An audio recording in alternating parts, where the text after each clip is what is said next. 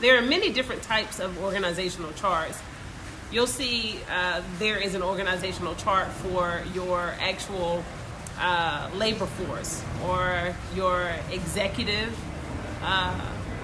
much like the way the government is run, much like corporations and small businesses are run. You have someone in charge. You have someone who is normally in management to carry out that which the CEO or COO or board of directors intends to have be the line of operations for that entity. And then you have your labor force. Sometimes they are referred to as workers.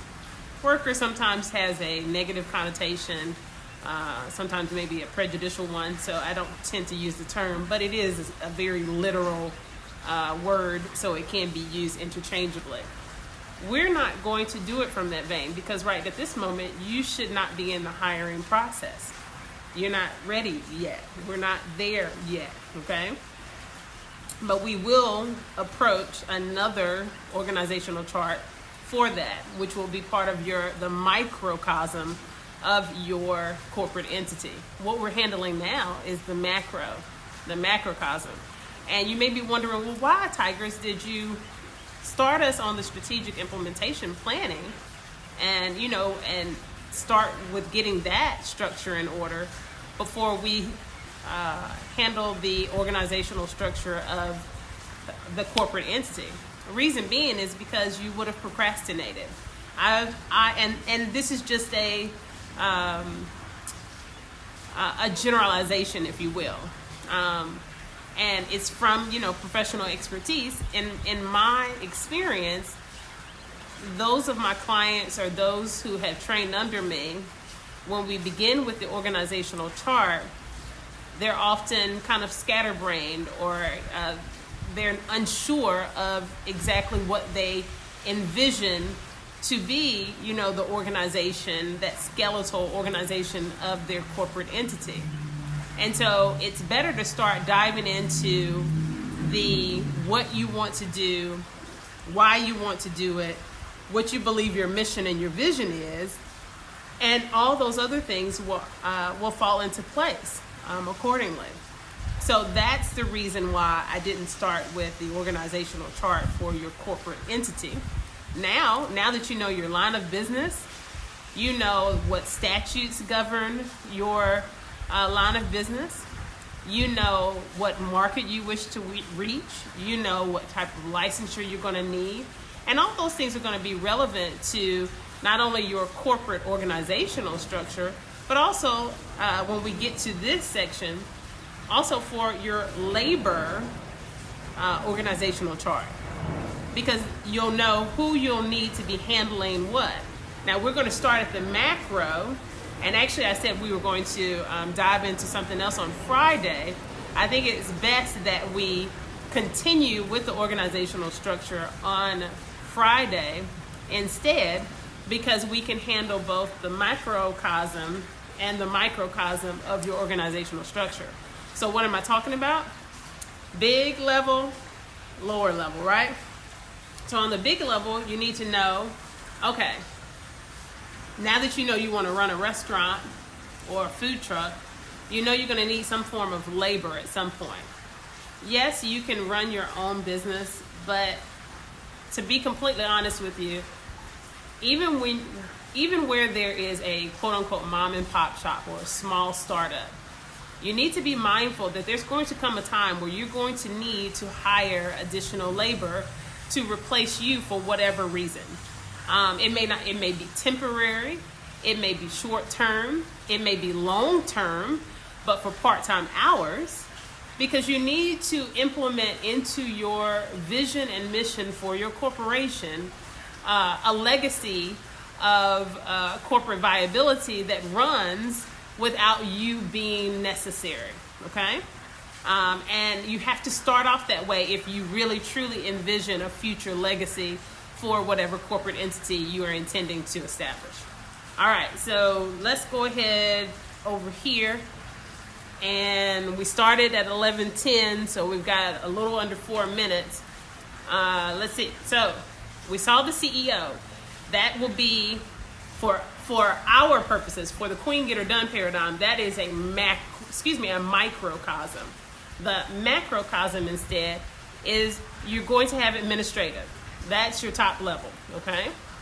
And you're going to, it's not going to be necessarily together with, it's going to be off to the side as you see. Your executive labor force, right? That will be your CEO, and we'll draw from there the microcosm of the labor force that I mentioned. Then you have your subsidiaries. I listed the subsidiaries because this is what I normally recommend for my clients. You're going to incorporate, and you'll notice that this paradigm is used quite frequently in commerce historically, okay? So it's nothing new.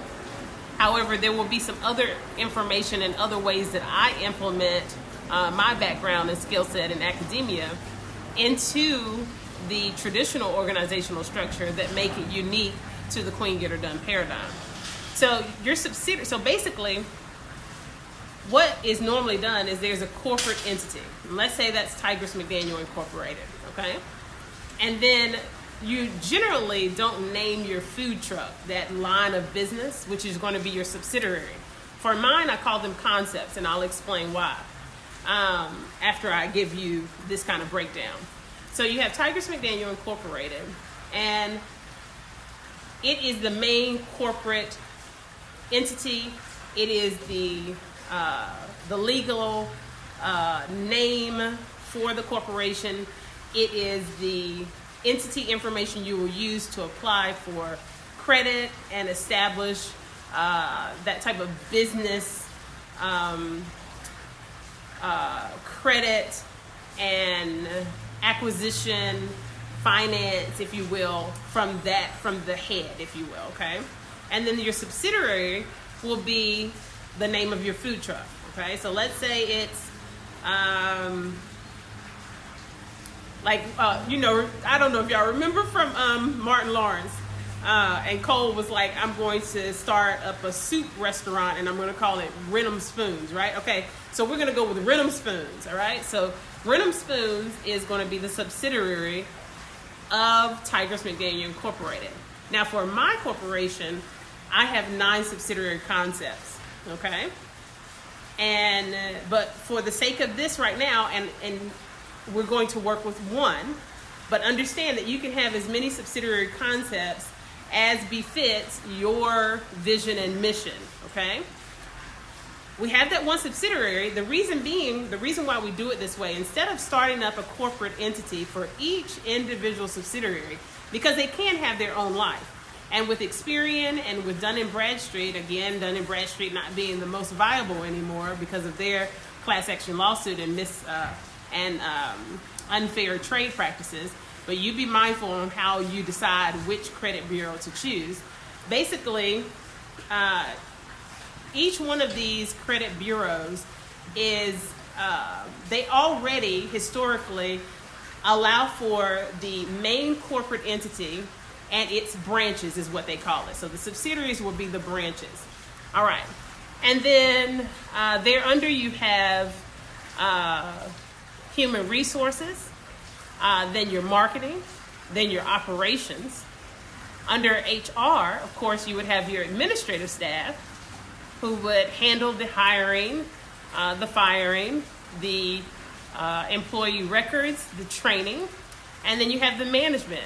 They would be those who handle the managing of your labor force in the operation scope. Okay, then you have marketing, you have public relations, which is different significantly, even though they're connected to advertising.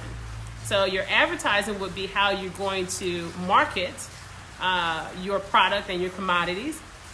Your public relations would be kind of that community component, how you engage the communities and embolden or enhance, enlarge your advertising and marketing efforts. Then you have your operations. I think it's most commonsensically viable to use the supply section and the demand section. Reason being is because, of course, you'll have a microcosm under each one of those.